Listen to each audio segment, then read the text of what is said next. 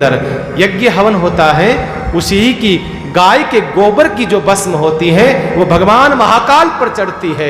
ये फैक्ट सत्य बता रहा हूं मैं आपको, ये सत्य बात है। तो कहा है भगवान महादेव बड़ी प्रसन्न होते हैं, उस भस्मी से बड़े प्रसन्न होते हैं। और देखिए जितने देव हैं उन देवता की पूजा करोगे तो आपके पास थोड़े बहुत तो चाहिए, कुछ न कुछ तो चाहिए महाराज, पैसा चाहिए आप। पर मेरे भोले बाबा ऐसे महादेव हैं जिनके लिए कोई पैसा नहीं लगता है। जल चढ़ता है, दतूरा चढ़ता है, बीलपत्र चढ़ता है, भस्म चढ़ता है। इन चारों चीजों में से किसका पैसा लगता है बताइए आप? एक भी चीज का पैसा लगता है? जल का पैसा लगता है?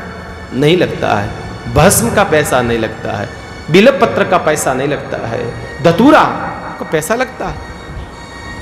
सबसे सस्ती पूजा, सबसे सरल पूजा, सबसे ज्यादा जल्दी प्रसन्न होने वाले देव ऐसे महादेव हैं, ऐसे महादेव हैं मेरे भोले बाबा।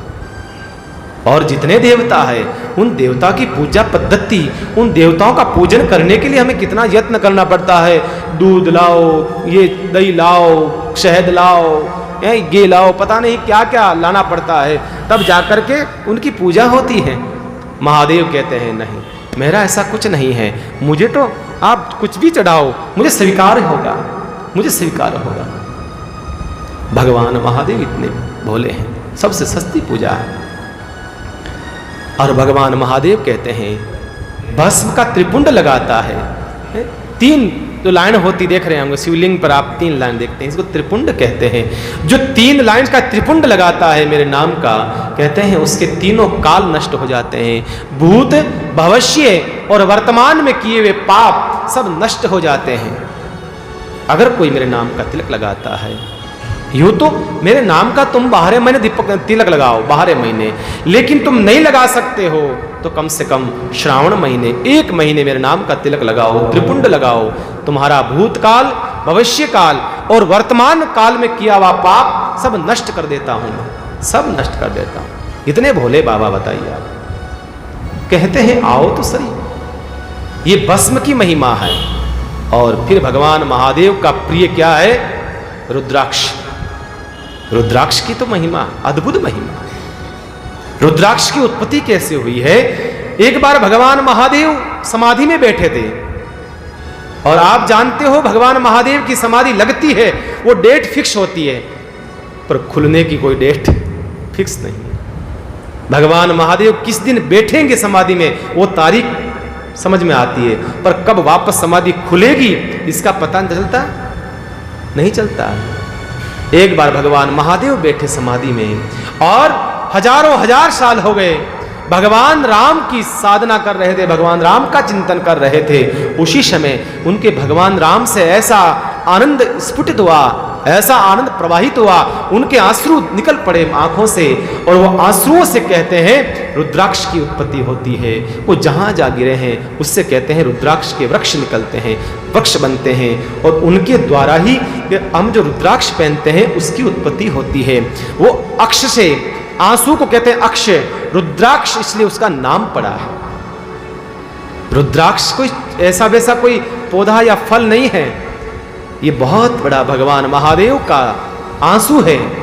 जब भगवान महादेव भगवान को याद करते करते आर्त हो गए, विहिल हो गए, हे प्रभु, हे परमात्मा, उस समय आंखों से अश्रु निकल पड़े, और उससे रुद्राक्ष की उत्पत्ति होती है। महाराज कहते हैं रुद्राक्ष की माला पहन करके आप कहीं चले जाओ, कहीं चले जाओ, आप शमशान में चले जाओ, अस्पताल में चले जाओ, सूतक में चले जाओ, शुआ कहीं हो रखा है वहां चले जाओ, आपका कभी कुछ नहीं बिगड़ेगा, कभी अमंगल करने वाला नहीं होगा।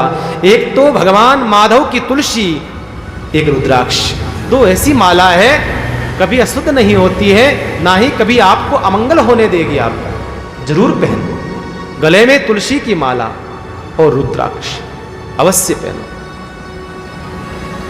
ये सदा मंगल करने वाली है महाराज, अवश्य। सूत जी महाराज कहते हैं हे ऋषियों, इतना महत्व बताया है इस महापुराण के अंदर। कोई कहता है रात्रि को सोते समय माला खोल करके सोना चाहिए रुद्राक्ष की, कोई लोग कहते हैं रात्रि को जब सोते हैं माला खोल करके सोने का नहीं कहा है, शिव पुराण ने कहा है कि तिलक हटा करके सोना चाहिए। जब हम सोते हैं रात्रि के समय तो मस्त माथा धो करके मुंह धो करके सोना चाहिए।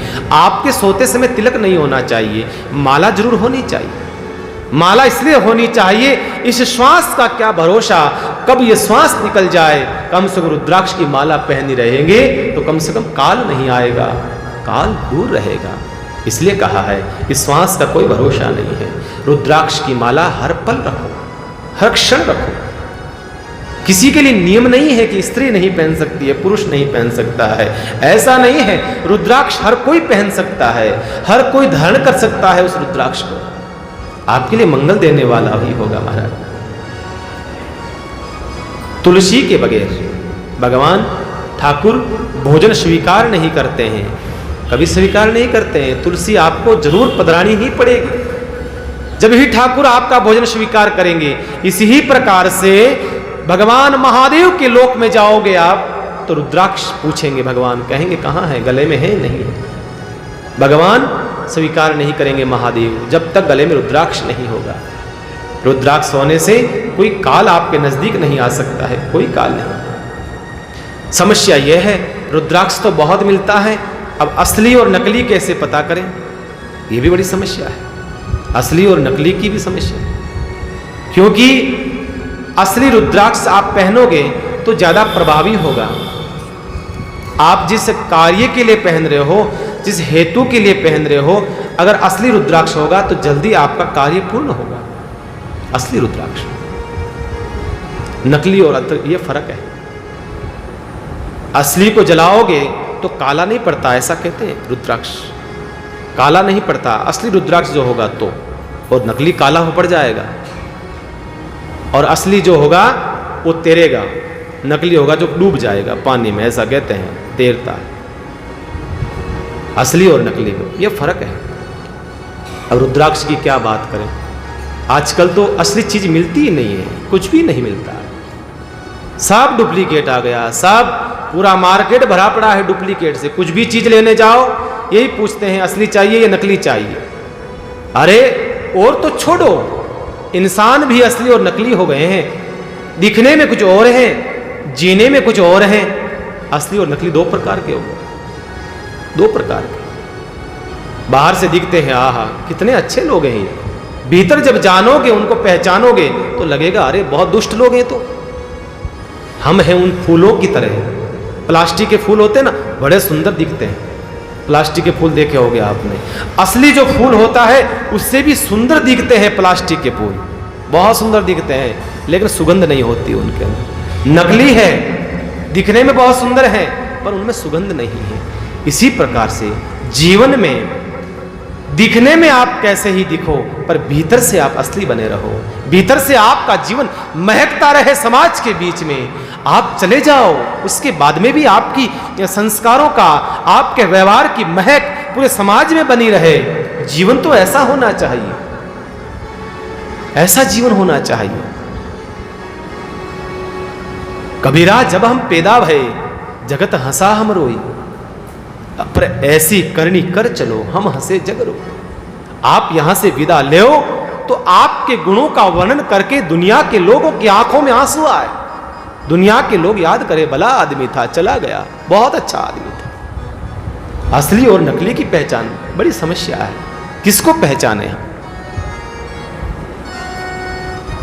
एक व्यापारी था, उसके पास में दो हीरे थे, एक असली था एक नकली था।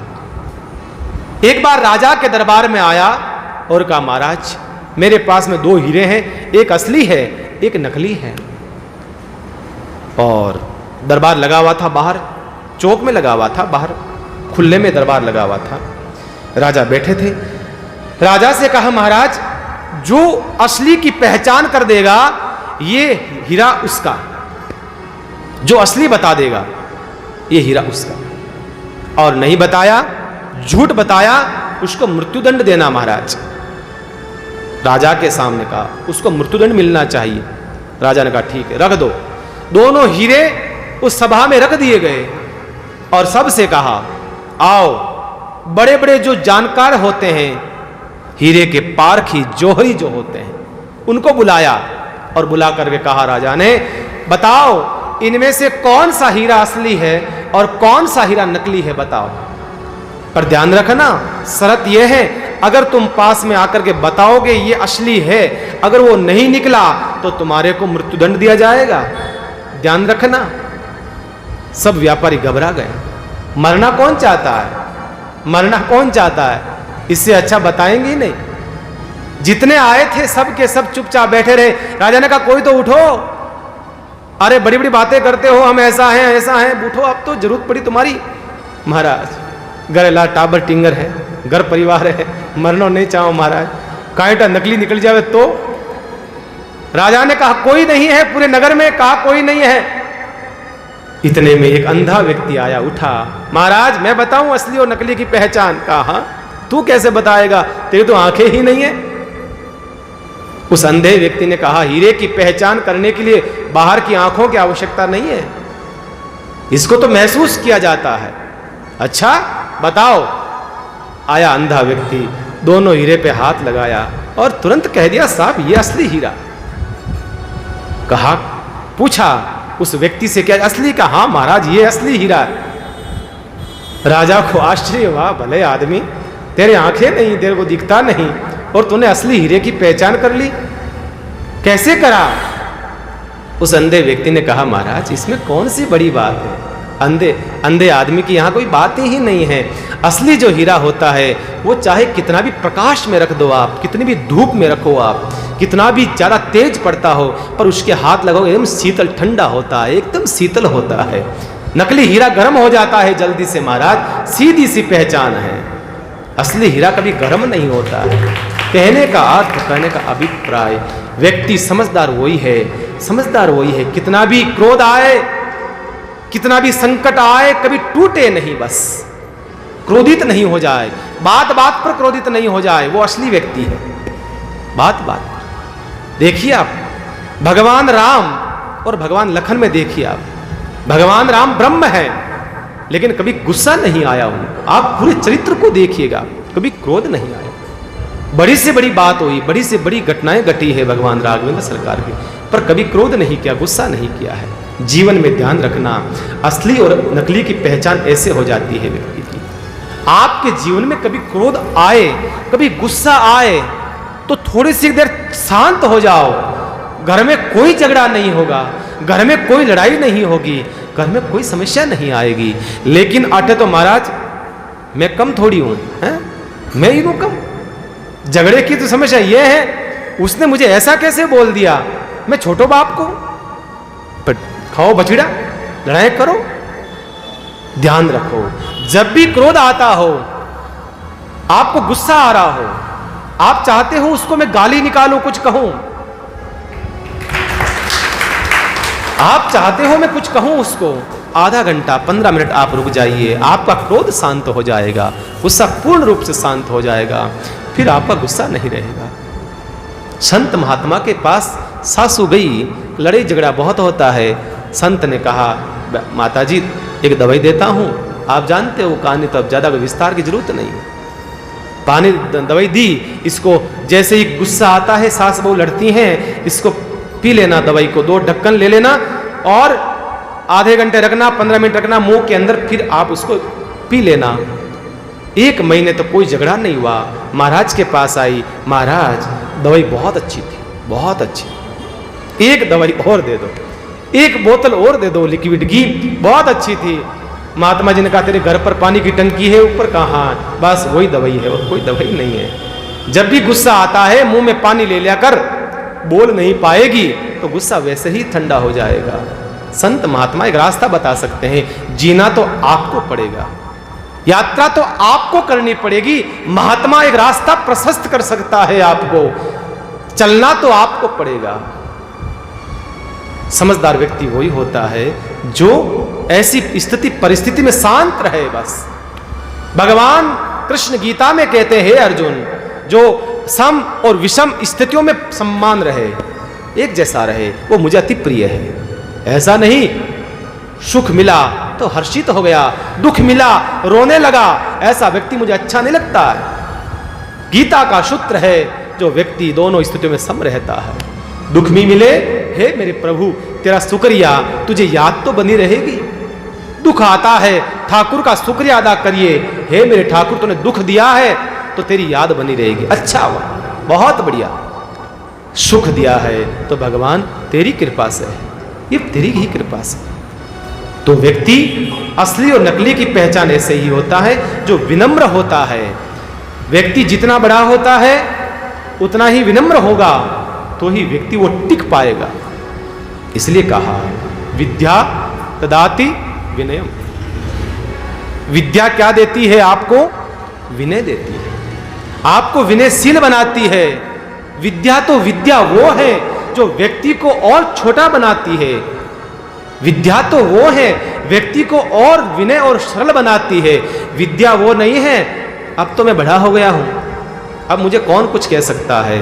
देखिए आप, सत्ता, संपत्ति, सौंदर्य जिसको मिले और उसको अहंकार नहीं आए, ये भगवान की विशेष कृपा हो, समझना। सत्ता, संपत्ति और सौंदर्य, ये तीन चीज जिसके पास में आई है उसका पतन हुआ है, और पतन नहीं हुआ है उस पर भगवान की विशेष कृपा रही होगी, बाकी पतन होता है। संपत्ति आती है तो साहब आदमी के चाल बदल जाती है, आदमी के रंग ढंग बदल जाते हैं, आदमी के जीने का तरीका बदल जाता है। भरी जवानी पैसों पल्ले, राम जी चलावे तो सीधो चल हैं।